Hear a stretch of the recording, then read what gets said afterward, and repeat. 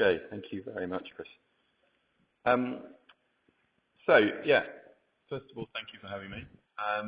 We're only a small group, so I think this will work much better if you guys stop me, ask questions, debate if you think I say something stupid. Let's get this into a discussion more than just me stood up here for 45 minutes or so. I think that will be more fun for everyone. But basically, I'm going to talk about, well, digital brand building for a digital and connected age, and sort of 10 tips that I see for kind of where the market's going, but what you can do nowadays, what we do as Catholics, and hopefully give you some thoughts and ideas that could be interesting for you, regardless of the background that you're in and what you're doing right now. These are quite, I think when I've given this presentation or a variant of it before, and some of the feedback we got was said it was very FMCG focused. I don't think that's the case actually. I just think that FMCG, when it comes to this area, is so fast-moving consumer goods are quite advanced in certain areas, and places like the luxury goods industry and these type of people are slightly further behind, and so they're a bit reticent to take this on board. But if you disagree with anything that I say, please do shout. That's why we're here. A little bit about Catholics first, and a little bit about me. I'm an ex-P&G marketeer, as Chris said. I worked 10 years in Procter & Gamble in the UK, in Switzerland, across UK, Western Europe, and then Europe, Middle East, and Africa. My last role was on global development markets, managing a team across 45 developing countries on their beauty care portfolios, so Gillette, Head and Shoulders, and Spice, etc. And then I quit in April of 2012 and set up Catholics. So Catholics, in a nutshell, creates products to help customers understand and engage better with their consumers. So our clients to engage better with their customers. What does that mean? Basically, we use digital assets or digital products linked with human expertise to be able to help people engage better with respect. And the way of doing that is moving incredibly fast. Market research is evolving at a rate that has never evolved before. So I think it's marketing and digital marketing. 4 tools: web listening. Who doesn't know what I mean when I say web listening?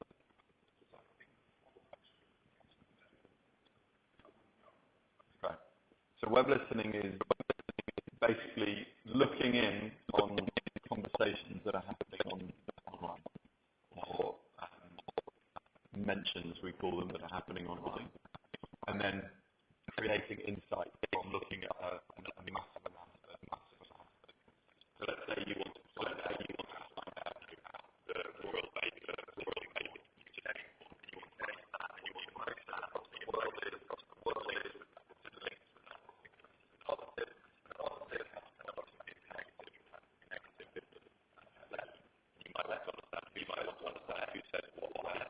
Web listening allows you to go and find out by geographical all about who said you want all the key insights to thinking about company that's very valuable education or education.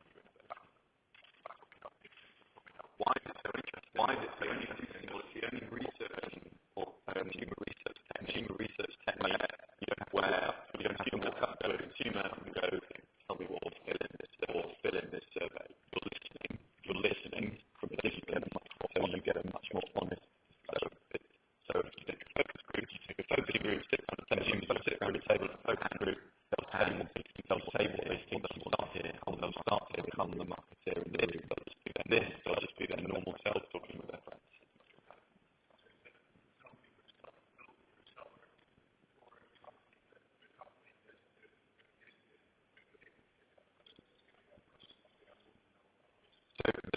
So the platform we don't have that platform. There are a range of platforms that exist globally. We have deals with the platform providers and globally the ones that we think are the best. And each of them is stronger in different areas, around different elements or questions or geographies or languages. So we'll work with the ones that we think are the best within a particular topic. And then what we do is we provide the client-facing analysis, the marketing expertise, the data coding, the code framing, the grounded theory, the critical analysis, in order to help the client answer the question. Because a lot of these platforms are created by very talented IT specialists or programmers. They may have a small understanding of client needs, but they generally won't understand how to get to the depth of, let's say, if I don't know, a consumer goods product company wants to understand how it should position its next communication about it.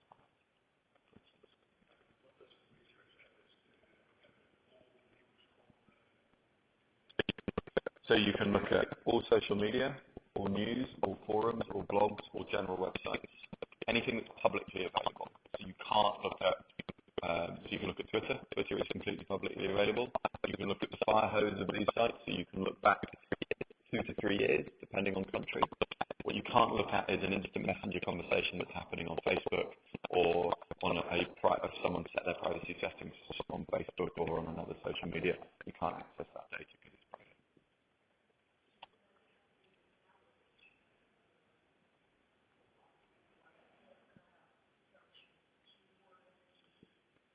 No, we use a range of specialist platforms. Yeah, and there's a thing called Boolean search, which is a way of writing search terminology within these platforms, and then you can pull out a huge amount of data and cut it in a whole different way. So it's several levels more complex than if you just went into Google and wrote, tell me about this, and you can focus down on, for instance, one particular tweet that's happening at one particular time, and then expand that out to understand the topics of conversations that are happening around that conversation. So that's the bit that gets complicated. So you can understand, okay, someone is talking specifically about this topic, what people talking about around the topic aren't specifically talking about the topic, so you can understand the way in, you can understand how the conversation is evolving over time.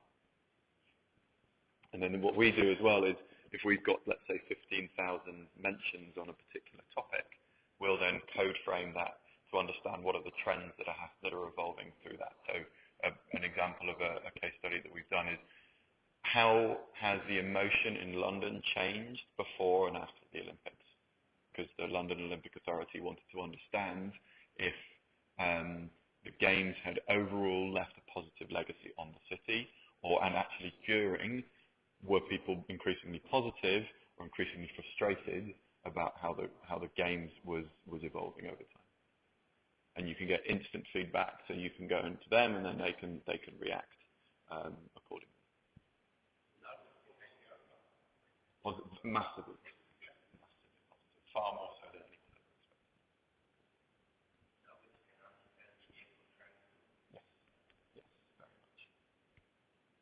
Yes, very much. Co-creation. So co-creation is all about bringing consumers into the creation of the products that they use. Traditionally, consumers are either end users, or they are people that are offered a product, and you say, and as part of research, you say, do you like it, do you not like it, do you think it's expensive, do you think it's good value, do you like its color, etc. This enables the consumer to step into that creative process. So if you think of open innovation is about opening the doors of your company to an external expert or an external group of people to be able to help you with that innovation. That's something that companies have been embracing for about the last 10 years now, where P&G through A.G. Lafley started trailblazing this when he said, I want 50% of my innovation to come from outside the walls of P&G.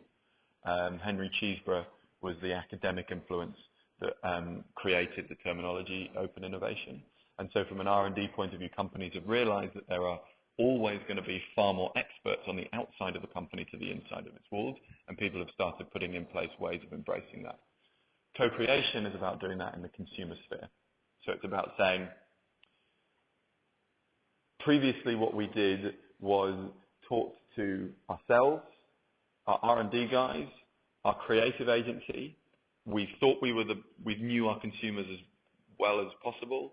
we created something, and then we go out there and see what happens, basically. What this now says is, well, hang on, if you've got thousands upon millions of consumers, you can invite them into that process through certain methods, and that shortcuts the whole thing, because then you're not talking to yourself anymore, but you're talking to the actual people that are going to buy your product. The way we do that is through what we call pop-up communities. So that's about creating a bespoke community for a particular client around a particular subject. I've got an example later on in the presentation to show you, where you can basically tailor the community to answer a load of questions and incentivize them to answer a load of questions, and work with you and come up with new ideas, and then feed back into that community creative solutions that perhaps you've mocked up to see their reaction to it. Does that make sense?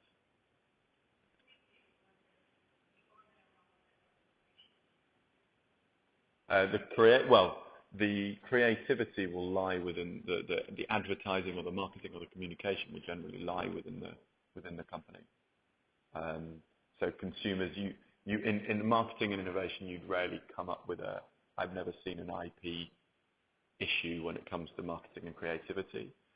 When it comes to open innovation, when actual products are being developed, then yes, you have to think quite carefully about how to structure a community. Because if someone says, no, that was my product idea, obviously there's the IP issue.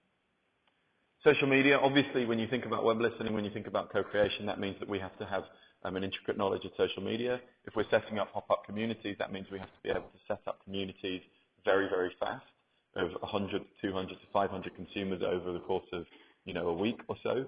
So we need to understand how to create and manage social media, traditional social media or more bespoke social media better. So we generally help people also develop social media strategy, content calendars, content strategy, activation strategy. So what should be done when? And also we consult and we train on strategy and brand development overall. So that's a bit about us. Why is brand building different now? Well, I'll give you a few stats. 91% of online adults use social media regularly, and that trend is getting older. So younger generations who are born into social media or born into the internet, in fact, have already adopted. Now the trend is increasingly going older. For instance, Facebook. Who are Facebook's main user group? 35 plus, not young people, not 16 to 25-year-olds. They have now evolved from Facebook and they're elsewhere, but they're 35 plus. So you can see that everyone is on social media now, and therefore it needs to be understood.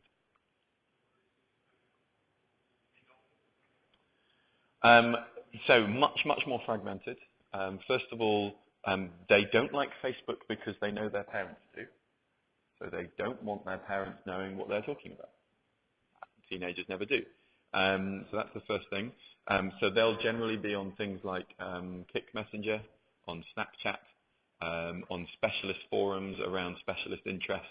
If they've got an interest in sport or music or theatre or I don't know, whatever it is, that will be where they are, because then they can talk with like-minded people around that area.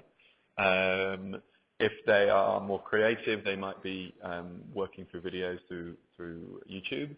Instagram and Pinterest are still very important. Instagram is growing at a rate, and since Instagram is owned by Facebook, I think it's quite interesting, in fact, to say, will Instagram one day become bigger than Facebook? Is a question that people are asking.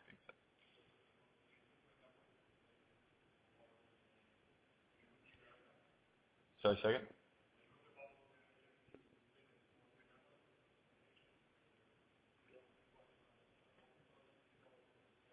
I don't know the stats on LinkedIn actually, if I'm honest, but I wouldn't imagine 16 to 25-year-olds will be very big on LinkedIn at all, because it's a professional network. So it's going to be our age group again who are active on LinkedIn.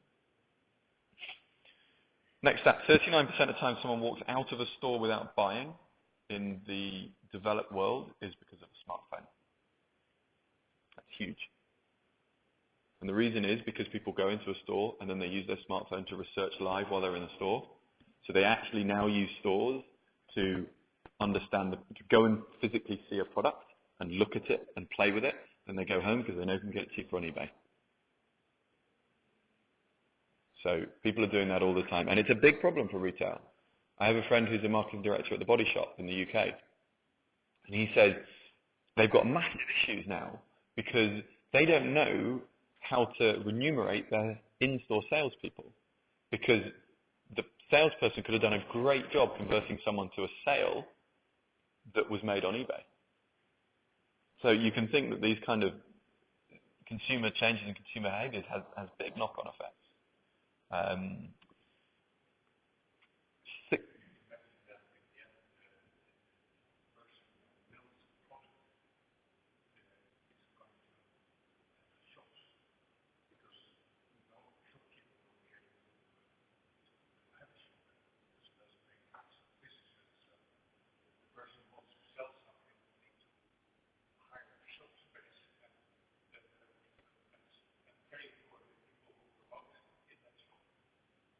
I mean, that happens already though. So your general retail model will be that you uh, invest in the margin of the store and the promotional people in there. But I think what is interesting is, you know, think of the online supermarkets there, Amazon, eBay, not on the high street in the UK, not on the highstreet.com, and then your whole city centre environment is completely changing because Tesco's, Carrefour, Walmart, all are on the outside of towns. People will buy their white goods and their other goods on the internet.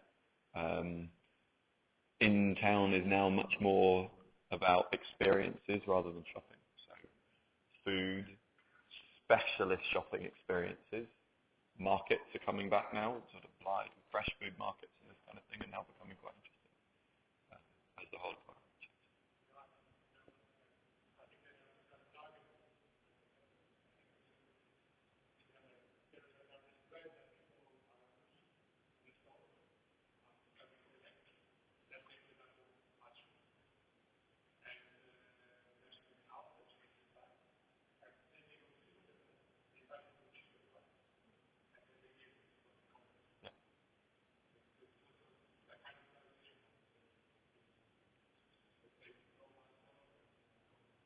And then the big trend or the big buzzword that's happening now around this is about social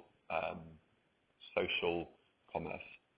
So sites that are, you buy from your friends, or you buy from reviews, or you buy from trusted sources, and you buy between each other. So sort of combining reviewing with with eBay and auctioning amongst friend groups, and then so sort of making commerce much more social. I've not yet seen that in reality really working. There's a few apps on Facebook that are trying to make Facebook into more of a retail zone, but I've not seen anything that's actually working yet. But there's a lot of chat going on about that, as that's going to be the next trend.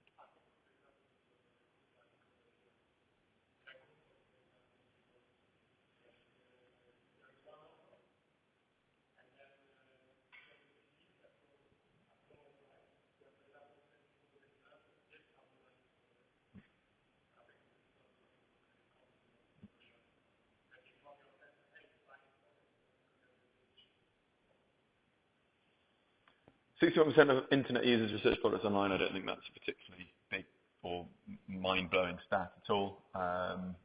But obviously, the internet has become part of everyone's everyday life, and in terms of the way they work.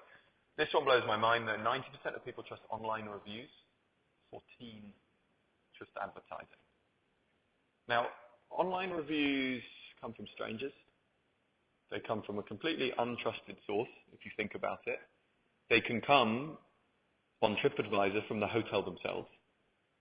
I mean, TripAdvisor is trying very hard to cut that out, but hotels will employ affiliates and agencies to put fake reviews on there, for instance. That can happen on Amazon, that can happen on Do You, that can happen on all sorts of stuff. but people trust them much more than advertising because people have been trained to believe that advertisers will inflate the story beyond what their product can actually do. It's a huge stat for marketeers because how on earth do you get your product message out there? Do you make $1 million TV commercial that you put, big everywhere on the Super Bowl, whatever? Or do you spend money with buzz agents and other seed affiliates in order to get your message through social media channels like Twitter, like Facebook, like some of the smaller channels and the local versions, because people will prefer to have that word of mouth and that conversation, and that will encourage them to buy more than the traditional means. So, in summary, people's expectations have changed. Media channel has massively changed. I'd go as far to say as TV as we know it will be dead within probably 10 years.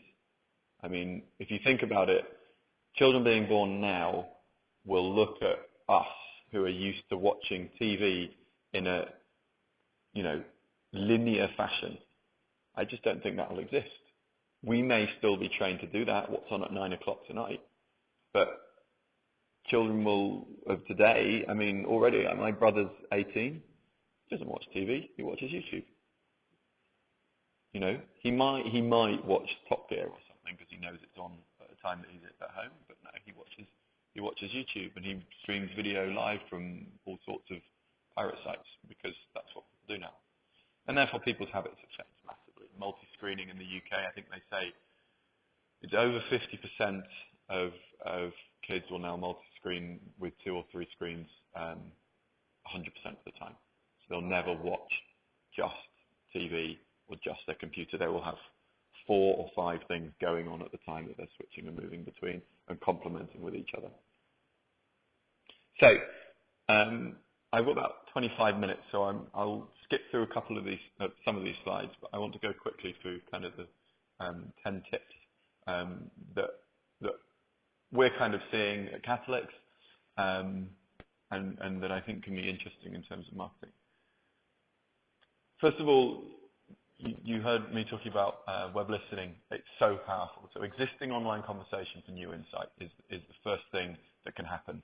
Insight is now instant.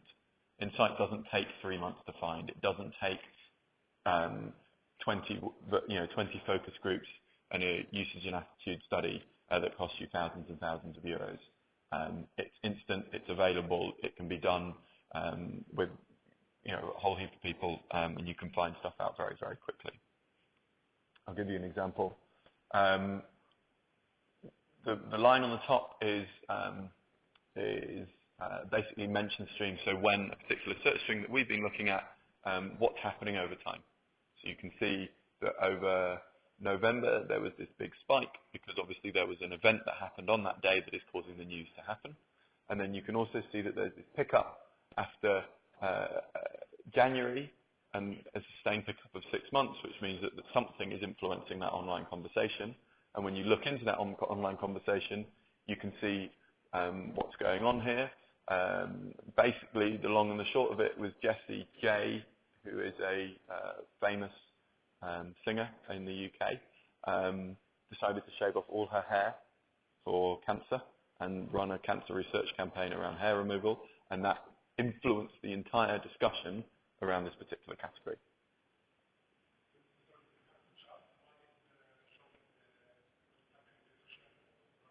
So the chart that you see going along here is basically the social conversation on the particular topic that we were looking at.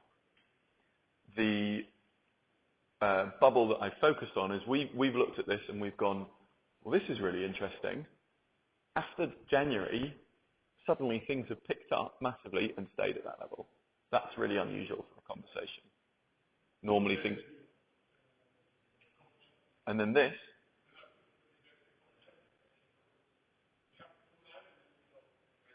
the red and the green is sentiment. Sentiment. Negative versus positive. But...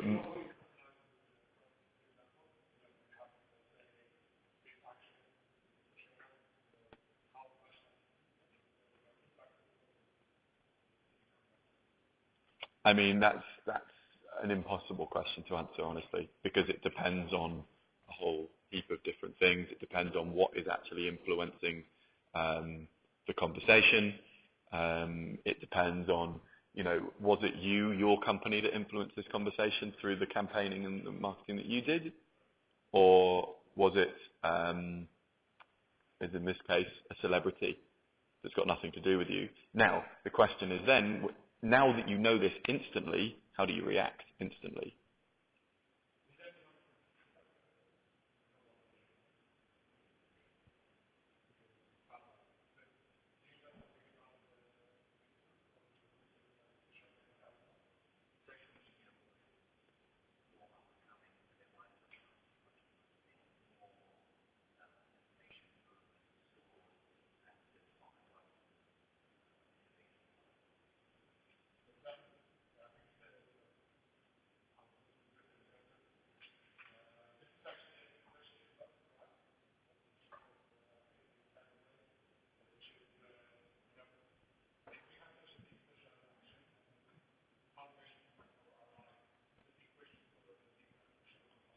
Well, I guess if you worked in bases, the question would be how do you work out the investment that goes into the volume forecasting on social media?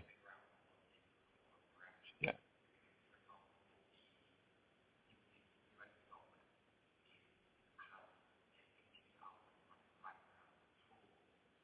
Mhm.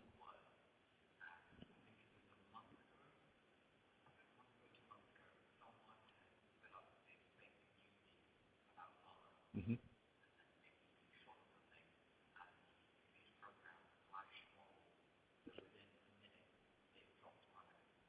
Yeah. Yeah.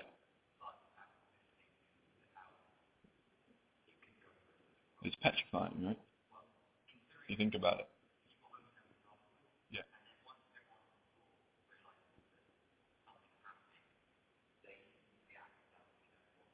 Yeah.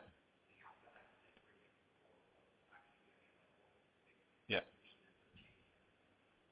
And if you think about Nestle stock, for instance, Nestle didn't have this at the time when Greenpeace brought out. I don't know if you saw the video. I haven't seen that one. No, the gorilla fingers, Kit Kat gorilla fingers. So the video was guy, have a break, have a Kit Kat. So the guy's there, he's working hard. He goes, sees a Kit Kat, opens it up, and there are three gorilla fingers sat in it. And he just takes one as if it's normal, breaks it, makes a horrible noise. It's very hard-hitting advertising from Greenpeace. And the whole point was Nestle used palm oil as part of their processes, and therefore they're killing primary forests, which is the main place where gorillas live. Nestle reacted very arrogantly and wrote back on social media, "You don't know what you're talking about. We have things in place to fix this." Obviously, Greenpeace replied, and Greenpeace supporters replied, saying, "We don't believe you. You're a horrible company, blah, blah, blah, blah." Nestle again went, "Get your facts straight," or something very arrogant, which then got more people involved going, "Get off our back, you big corporation, be nice." This went on for a long time, so much so that their stock price was affected. And eventually, I assume they hired a PR agency who went, "Oh my God," and wrote a note eventually that said, "Sorry, yes, you're right. We need to enter into this debate. We're still learning how this social media thing works." So a lot more humble, a lot quieter. And that calmed down the whole conversation, and then they managed to get into a debate, which became a little bit more normal. Now that was 4 or 5 years ago now, but it shows the power of social media, either positively or negatively. And Obama, and I've got an example, used this massively positively. He understood it, or his tech team understood it massively, far more so than the Republicans, and it's one of the main reasons I think why he did so well to get re-elected.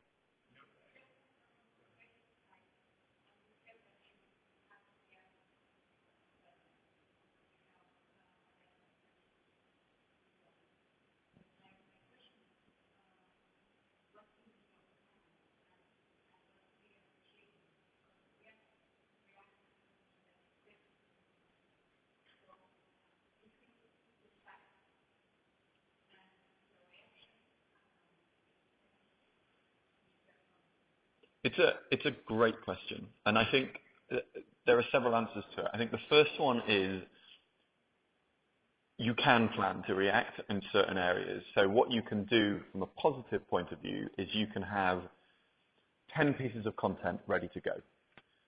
Now, you probably don't know which of those pieces of content is going to drive the conversation forward and drive virality positively. What you need to do, though, is be ready to react so that when one does out of those 10, and you're probably pretty sure that you'll get some peaks and some troughs, you can then fuel the fire so that you can bump up the conversation. That's when you can positively react. In a Nestle example, I think most companies nowadays will have fire drills in place for when things like this happen. P&G, for instance, recently, their Pampers brand, a lady in the US, basically her baby got nappy rash, usual problem with nappies. She called it chemical burn on social media, and she started talking about it everywhere. It got picked up, and then everyone started going, Pampers causes chemical burn. And I mean, the words chemical burn and babies, horrendous. And it started going global, it started going viral. So what P&G was able to use from this is basically monitor where things were going, where things were moving, so that they could use their PR team and their PR agencies to jump on board and come back with a message that had already been prepared to explain to them that no, it wasn't chemical burn, this is what was happening, and please call us if you've got any concerns, and if you do feel that your product, you do feel concerned about your product, send it back and we'll give you a full refund. So that was how they managed it. So they could pick the hot spots as they were happening in the social media sphere.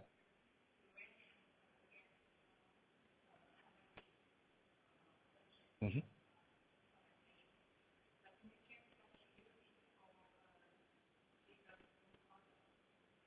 Mm-hmm.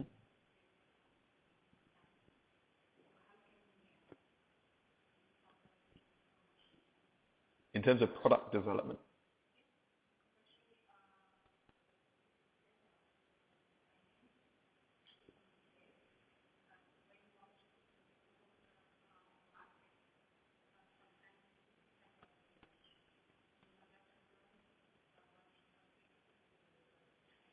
Mm-hmm.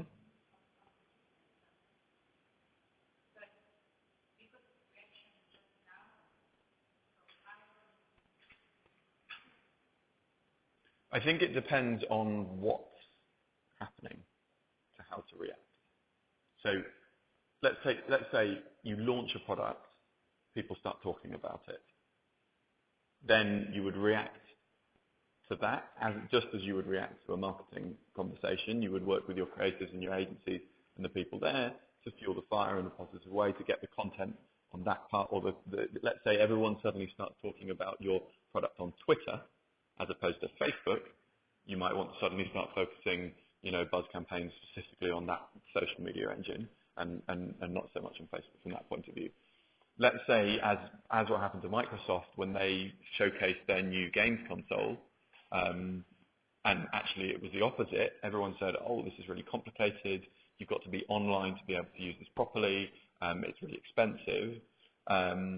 Well, they made the best of a bad situation, I think, which is they basically came back about a week later and said, actually, no, we're going to make these changes here, here, and here. We've heard you. We've heard the responses. We've seen what the media have said, and we're going to try and fix our product to better suit your needs.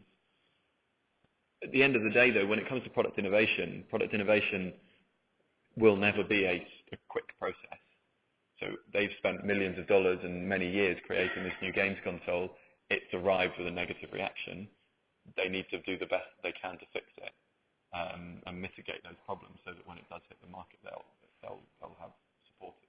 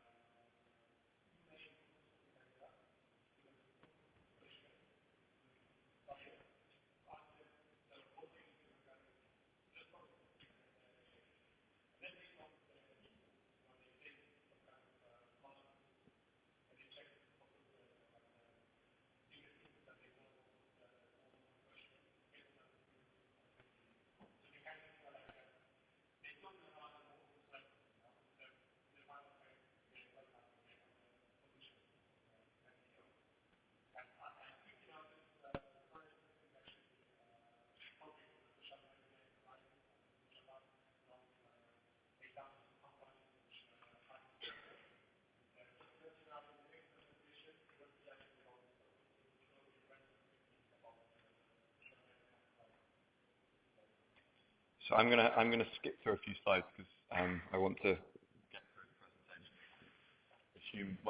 I don't want everyone to be here until midnight, really. So the next thing I think to say is what's really interesting as well is you can see who's driving the conversation. So in this example, in here you can see we're looking at two topics. We're looking at government policy and we're looking at consumer goods.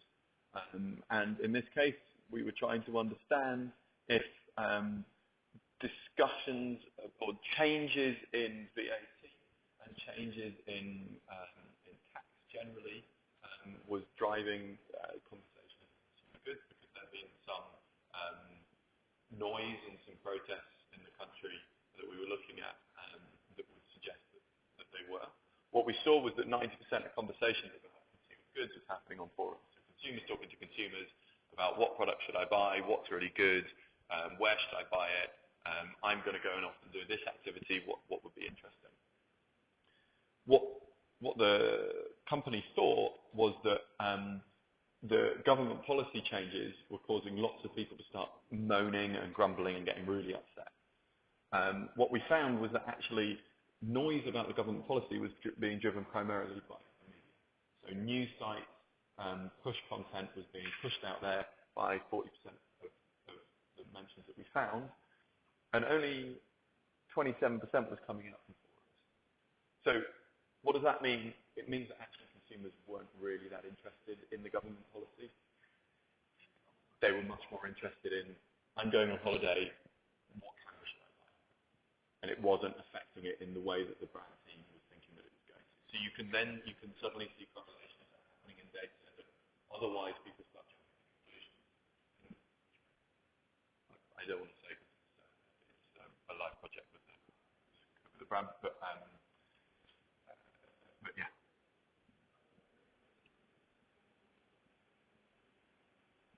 So this is the work that we're doing to pull out the yeah. So it's listening into the conversation and the content behind.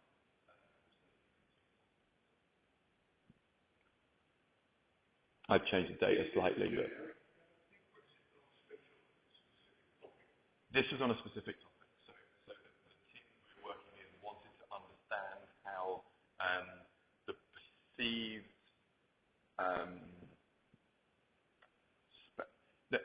they had a perception that spending power in the country was going down and it was affecting the sales.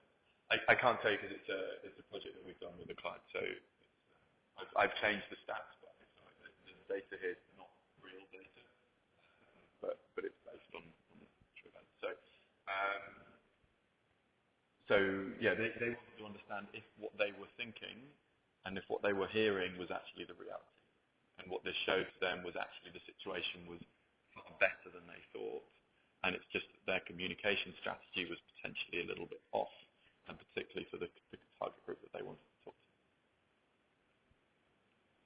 But what it shows is you can go into depth in a particular subject. So if you had a really interesting in-depth question like the London Olympics, like a value equation in a particular country, like the political situation affecting a consumer situation, that kind of stuff, this tool can be really powerful as well.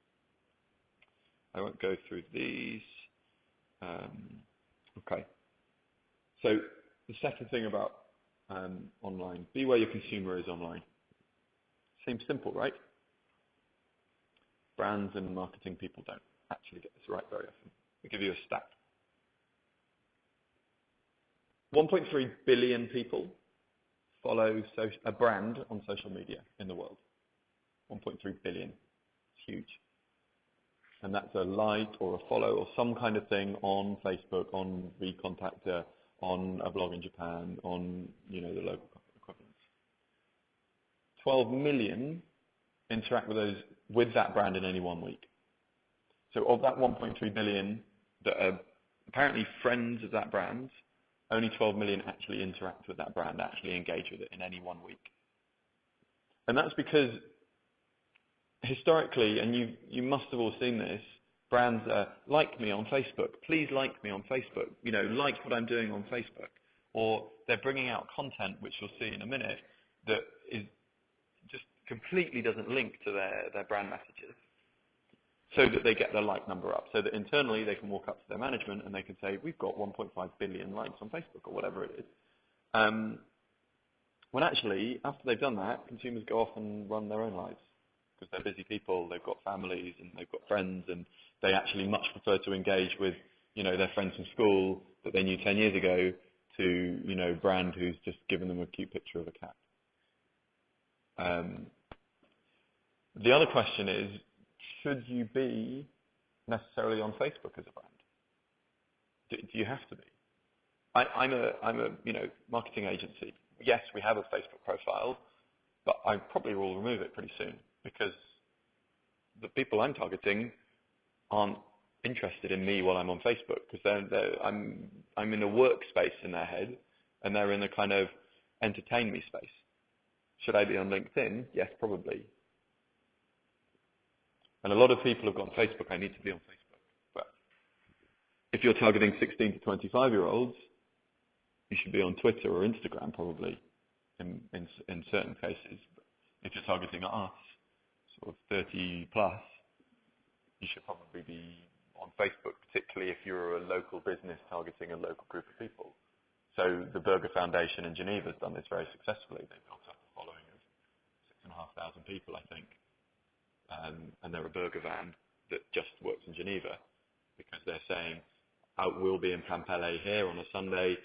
If you send us a Facebook message, your burger will be ready and waiting when you arrive. So they're using the strategy really effectively.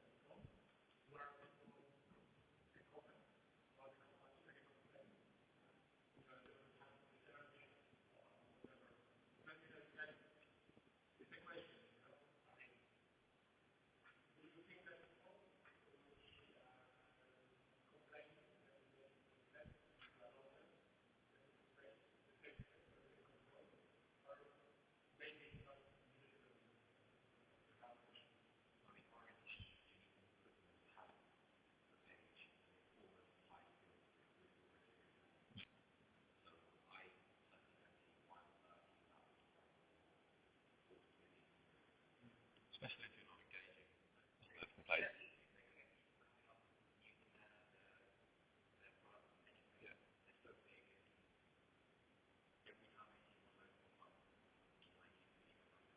Yeah.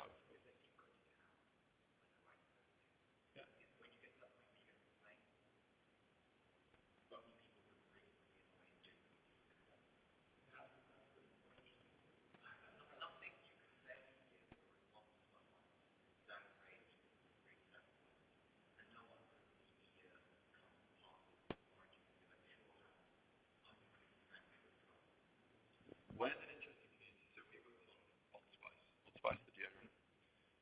Cult classic brand that's completely lost its coolness, let's say, in Western Europe. We worked on revamping Old Spice in the UK, and we did it through social media. And the community as it exists now, it's about 150,000 people, so relatively small but very, very engaged.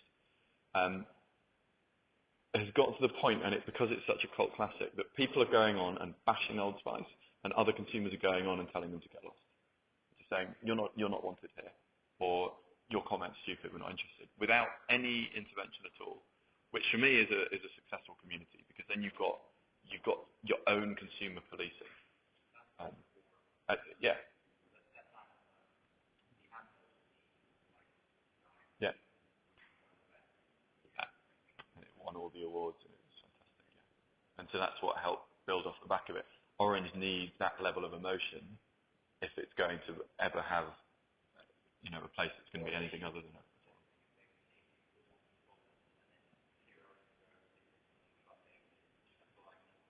Yeah,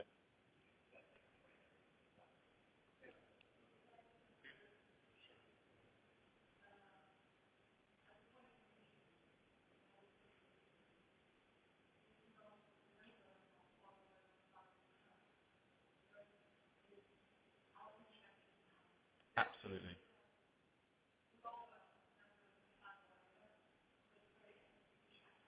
Absolutely, because if you think about it, if you've got a really interactive community in a positive sense, every single one of those people is taking the time out of their lives to interact with your brand. So they're probably really strong brand advocates. So if they're interacting with you, the reach of your brand is going to be far bigger anyway because their friends are going to be seeing exactly what they're talking about in their friend. And because they're interacting with you, but it's their friends, they'll have the trust. So that you'll get the trust by proxy and you'll be able to use them smarter and longer. So one of the things that we try to encourage brands to do is go and talk to 10 of them and say, hey, you've been really great on this site. If we send you a load of free products, will you test it and give us reviews on it? And then we'll take those reviews and we'll use them in big advertising, 10 Facebook users said or whatever it is.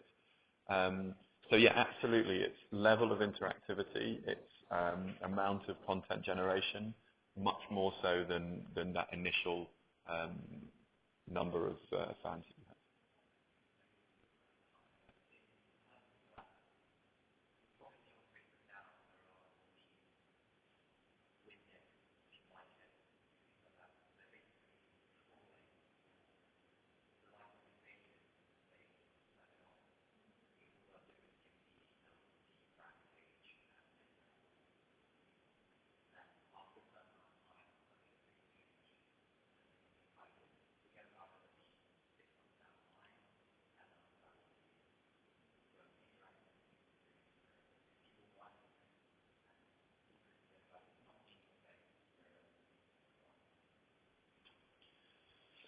So your customer can be your marketing team. So this goes back to the co-creation.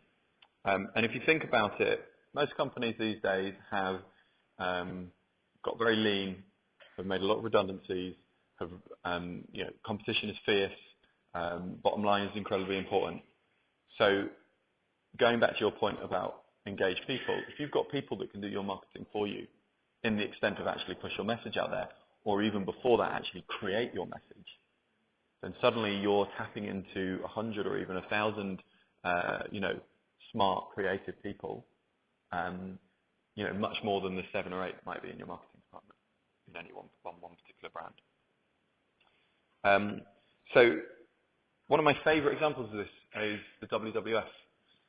This is spearheaded by a guy called Holger, who is a one-man open innovation machine, basically, and is single-handedly turning WWF into this quite amazingly interesting organization from this point of view. What he's done, what we've helped him do, is create an ideas platform.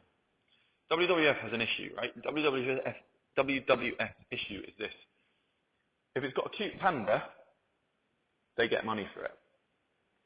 So if there's a project about pandas or koalas or something in a rainforest or a nice animal or a tiger, people will throw money at it and they'll make money. Now, unfortunately, they can't take that money that's all being raised for the panda and chuck it on a conservation product to do with clean water. And they work on all these conservation products. They're much bigger than a lot of people understand. So how do they raise money for these less cool areas that they want to raise money for? And how do they find out what are the really pressing projects that need to be worked on? So what they did, set this up, gamified, so you point to win prizes, and they set certain challenges. And the challenges are basically a whole range of questions that they're asking. So this is on a biodiversity project. And the idea is, come to us as a social entrepreneur with an idea for a biodiversity project that you really want to get off the ground, everyone else that's in the community will vote on it, will comment on it, will help you make it better, and there are hundreds of ideas. And then over time, we'll basically weed that process out until we've got one or two that we really, really like, and that the community really, really likes, and that everyone really, really likes, because suddenly you've got 1,000 people who have seen this idea and have voted on it. We'll then give you startup funding and coaching support to run that project. So for a little bit of money, they've already got, basically a project that's been evolved over time, so is better than the original idea. They've got a hugely motivated team of individuals who really want this project to work. So they've essentially got a huge new workforce of people that they would never have got if they had done it in-house. This has been running now for 6 months, and I think has just over 2,000 members. And they're running projects all the time, and they're now looking to. And then the other thing that's really interesting is that, of course, they started this in Switzerland, and then people who it's open. You can go onto it, innovation.wf.ch. You can go onto it online. It's there. People who like this kind of thing, regardless of where they are in the world, are now getting involved. So it's suddenly become global, without them even really wanting it to, and its power is growing and growing. So I love that as an example of just a really simple tool that's enabling them to get much bigger global presence and their team working. A local example, so TEDx Plainpalais. This was about basically TEDx were setting up in Plainpalais, and they wanted to know how can they inspire and engage their audience. So they basically said, well, this is the question after the event, but before the event, they said, how can we make this event brilliant for you? What can we do? We've got the speakers, we've got the basic structure, but what other stuff would make it really good? What are you interested in? Are you interested in networking? Are you interested in games? What are you interested in? And the 110 people that were coming basically all joined, and then again it was the top 5 answers all win a prize, which is how it was incentivized. They then shut that challenge the day before the event. They took the top idea or the top 2 ideas, and they implemented them at the event. From a motivation point of view, that's huge, because everyone turns up and they go, oh my God, that's the idea we asked for, and they've actually done it. It's much more so than turning up at an event nervous and being like, what am I going to find? Is it going to be good? Is it going to be bad? And then after the event, they basically said, how can we inspire others? What will we do as a community following that event? Because the problem with TED is it's a great event, but then it dies because everyone goes back to their normal life. So this whole idea was, we're all about ideas worth spreading.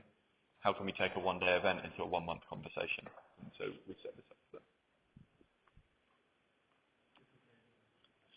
them. Now, the most famous example of how you use a crowd to your advantage is the Obama campaign, I think. And he did so many amazing things around crowdsourcing. The first one was his crowdfunding. And you can see this. So this is their funding profile for the 2 candidates in terms of where they got money from normal people, so not big companies and that kind of stuff. This is Republicans, this is Democrats. What you can see is the vast majority of almost double the money, by the way, that came for Obama was from under $200 investments. So people who don't actually have that much money but just wanted to support. How did he do it? Things like this, you get text messages like this come through. A raffle. Dinner with George Clooney. The ticket cost $23. There was one prize. It was a dinner with George Clooney. You can imagine the amount of people in America, mainly housewives,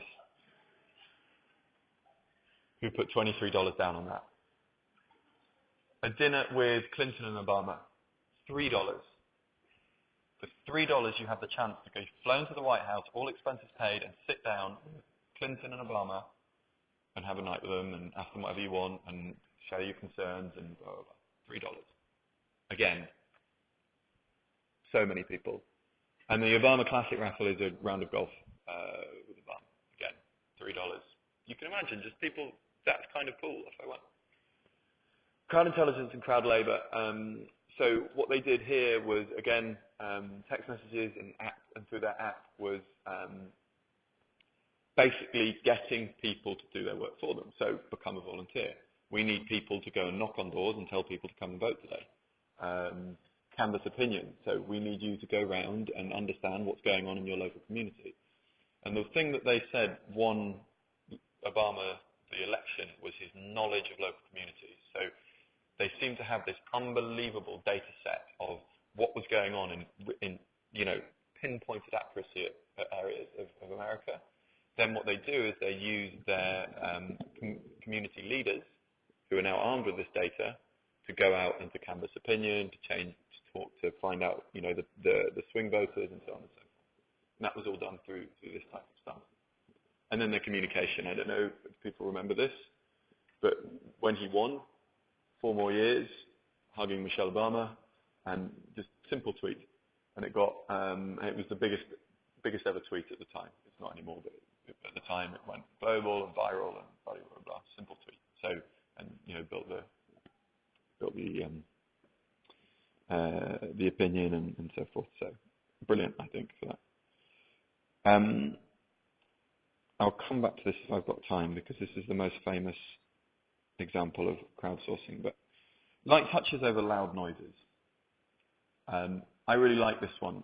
Traditional marketing, because the TV was invented, is one advert with as much money as you can physically afford, for as long as you can physically afford, till people get the message slammed into their head to go and buy a sofa at your store for 50% off, or whatever it is. Think about how we as people get to know other people. You probably start off in something like this, work drink, something like this. It's a bit awkward, you've not met before, you don't really know each other, you say hello. What might happen is maybe a bit later on, a few of those people, there seems to be a connection, you might go for dinner with them, or it might be a work event, you might see them again, you get to know them a bit more. Start to trust them, start to like them, you've got a bit of connection, so you go out with them in your spare time. It's not a work thing, but in your spare time. Maybe you go on holiday with them because after a year or so you've got to really know them, you like them, and so on and so forth. This stage happens quite a lot later, normally, unless alcohol's involved. That runs in the face of traditional marketing. So, light touches, this is how people actually buy in reality. I want a new TV. So let's look about new television. Let's go and research it online. 61% look online. Okay, this is really interesting, but I don't really know what I trust, so I'm going to go to an independent reviewer, or Amazon, or somewhere where there's a load of reviews so I can read about the product. And so I've decided, that's really interesting. I like the LG. Well, I might go onto the LG site, read out a bit more about it, understand. This is really the first place you actually interact in a space where the brand has got full control. And then you probably won't buy from the LG site. You'll probably go on somewhere like eBay. And that process, especially for good like TV, which costs several £100 or dollars or whatever, takes time normally. But from the I don't really like my current TV and whatever. Now you can compress that process further down if the product costs $2, $3, but it will still be there, and there'll still be that time period where you decide to switch or to buy a new category. And marketers who are understanding that user journey, that path to purchase, are winning, basically. And the internet has a massive price to pay. Linked to that, unraveling narrative, not set campaign. So what social media allows you to do is have this conversation. So it allows marketers to be much smarter in where they're going to talk to consumers and when. So actually, if I go back here, because this brings it to life a little bit here. So one of the things we can see with social media is, for instance, unraveling narrative. This is a consumer that is going on the trip of a lifetime to the Arctic.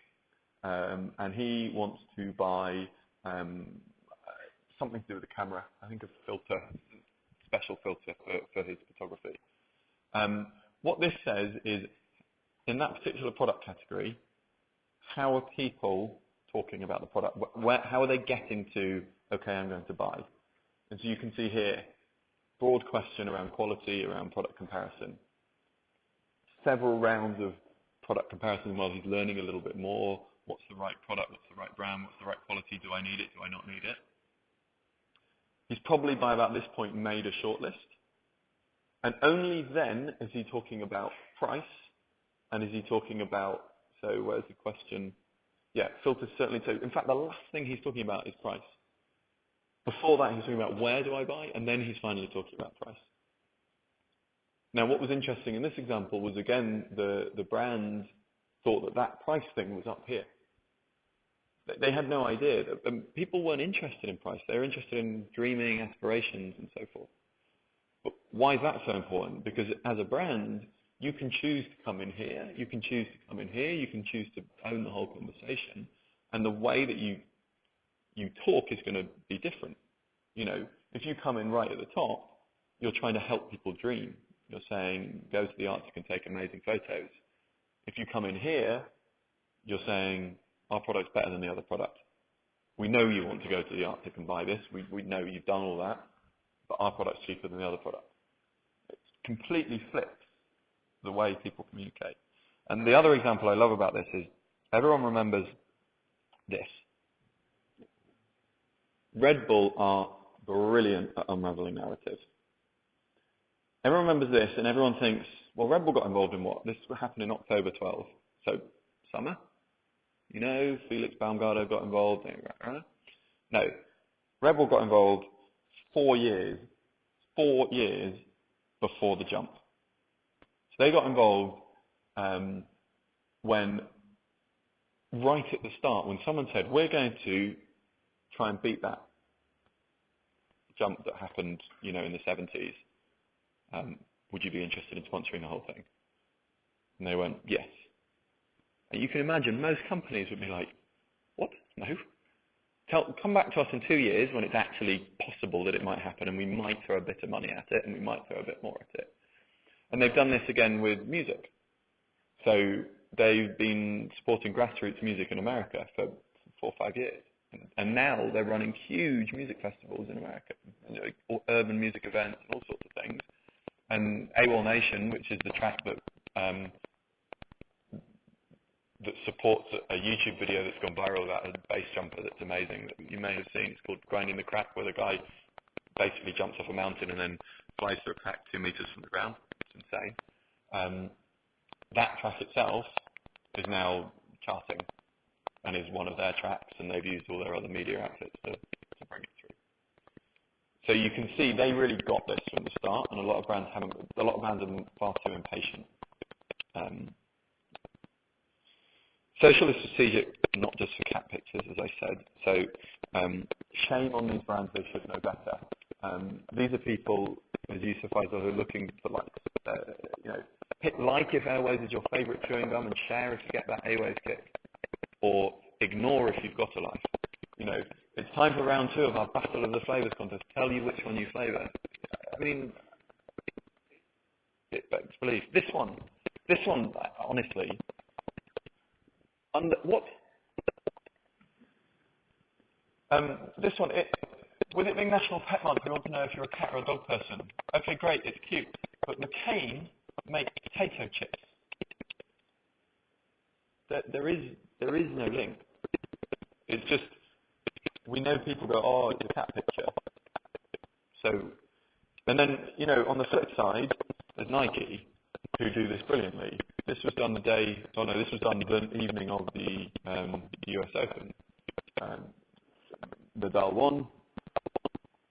No excuses. It's bang on brand equity for Nike. It's straight up there. 12,000 people by the time I saw this, which was a couple of hours later, I guess. You know, perfect. They've used their brand ambassador, and it's worked really, really well. This one, I love these guys. This is Better Brand. This is a small company in San Francisco that makes their clothes entirely based on social media. So they've set up a supply chain such that they can make small batches of product based on the ideas that people are having. So they'll actually say, what should we make? People will say, You should go on this. They make disco pants. They're amazing. The balls that go around in old disco halls. Imagine that material on trousers, and now on hoodies and all sorts of things. And they do pinstripe trousers that look just like pinstripe trousers, or actually trousers where actually you can do swap around, you can just swap around and work. They do all sorts of that, and that's all come from dual going.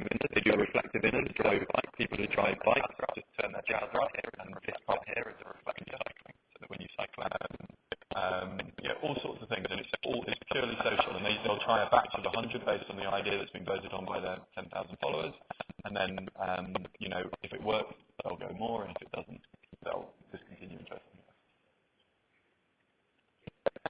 I don't actually know how they incentivize the people. I assume so. Maybe they give them something back, but I don't know. That's a good question.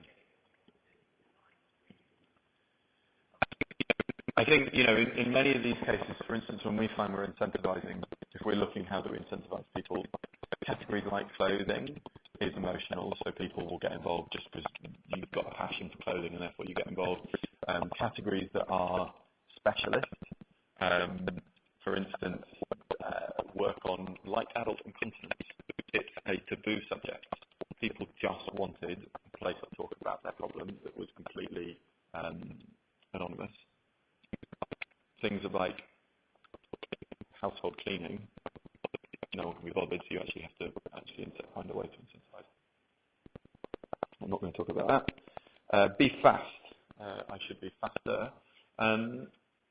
Who knows about this? Hoping you know about this.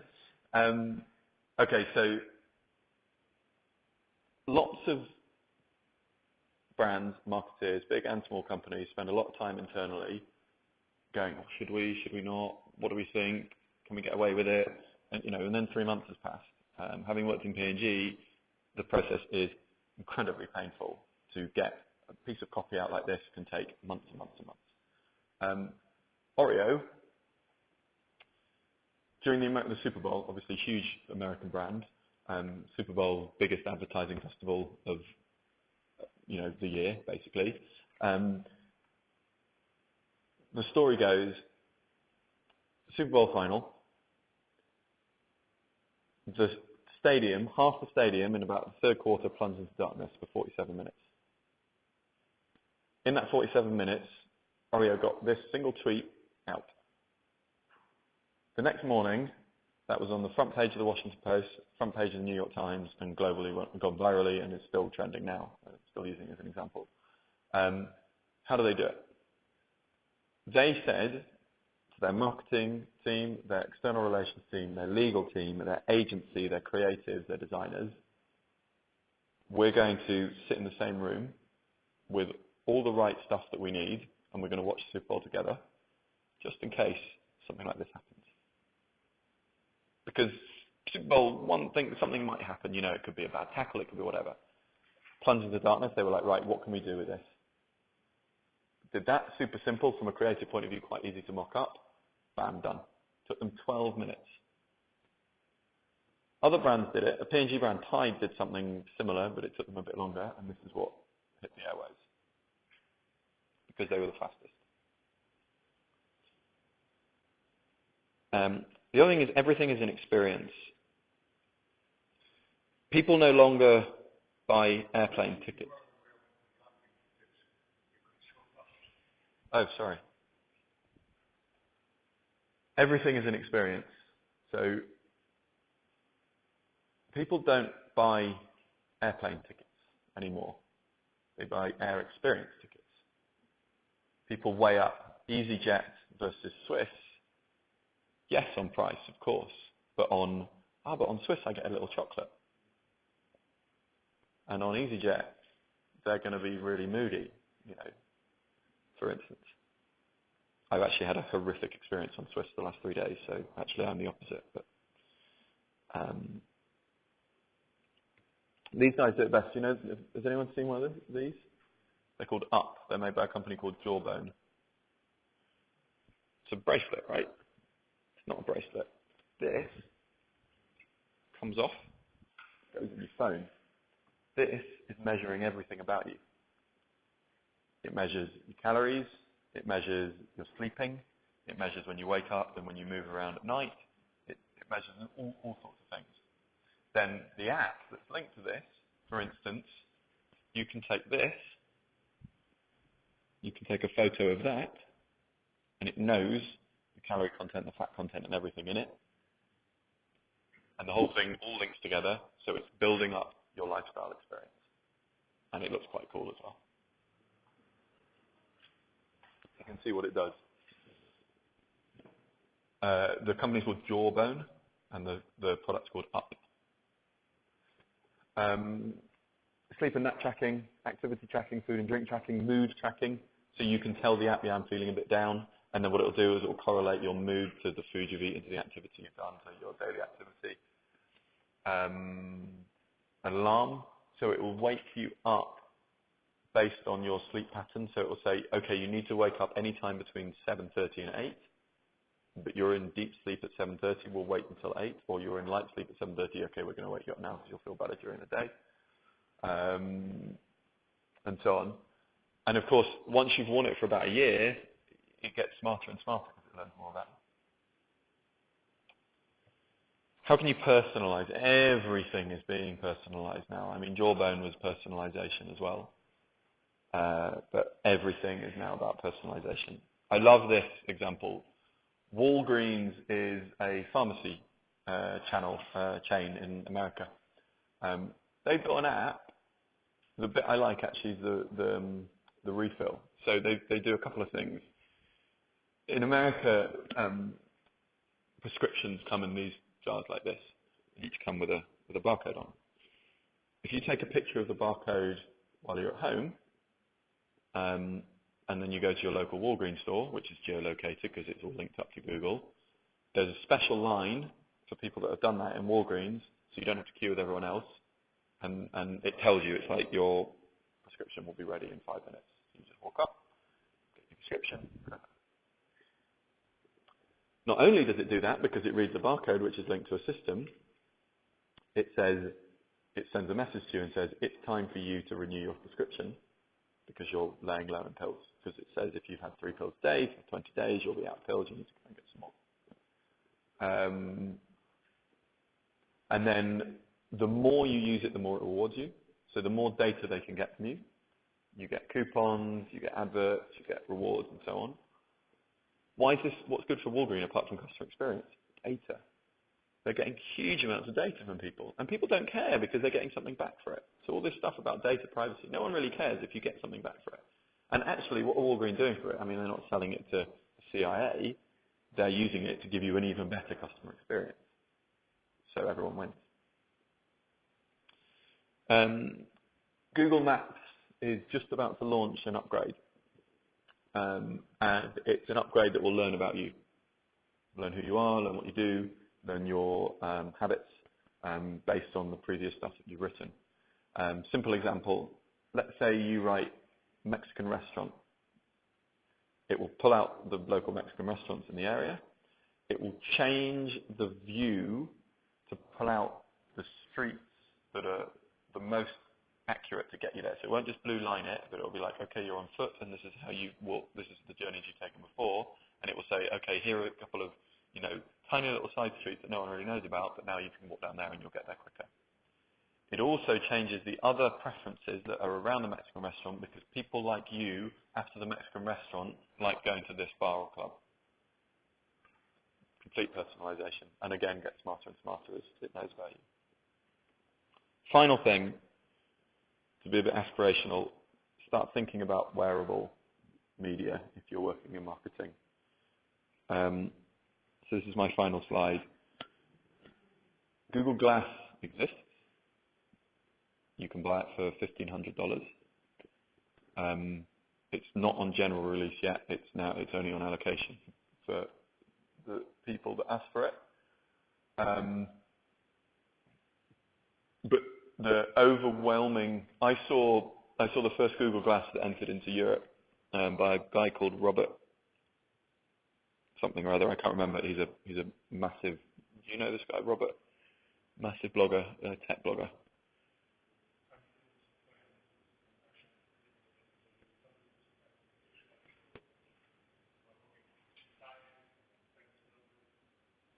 Well, what they did, no, Google were even smarter than that. I want Google Glass because hashtag, and anyone who wanted Google, and you still have to pay for it, by the way. I want Google Glass because I'm a skydiver and I want to show everyone what it's like to skydive. Okay, you can have Google Glass, give us your $1,500, and go and make videos and content. So they're again using consumers to build the experience around Google Glass. They also gave it to a range of very famous bloggers and people who are going to talk about it and drive the message for Robert Scribble or something like that. I can't remember his name. He was in a tech conference in Berlin. I was there, and he was wearing it. And the quote he said was, "I am never not going to wear a computer again. I'm always going to wear a computer from now on in some form or other. This has truly enhanced my life," because he's getting information at all times about everything that's just just making things better and better and better. Apple, the rumor is Apple are bringing out, and a whole range of other companies are talking about wearable computers, much more so your iPhone on your wrist, but then you think about the biometrics that it's going to get from you and all that kind of data that it's going to get from you. Because they think, and a lot of other companies agree with them, that lots of people aren't going to buy that because they think they look stupid, but they'll quite happily wear a watch. And therefore it can read pulse, it can read temperature, body temperature, it can do sleep patterns and all that other good stuff. And you can have it on all the time so that it can sync your habits with your computer, with your bodily functions and so forth. And then you can see how the social media and the data and the conversation can happen together. And that is my list of things. So thank you very much.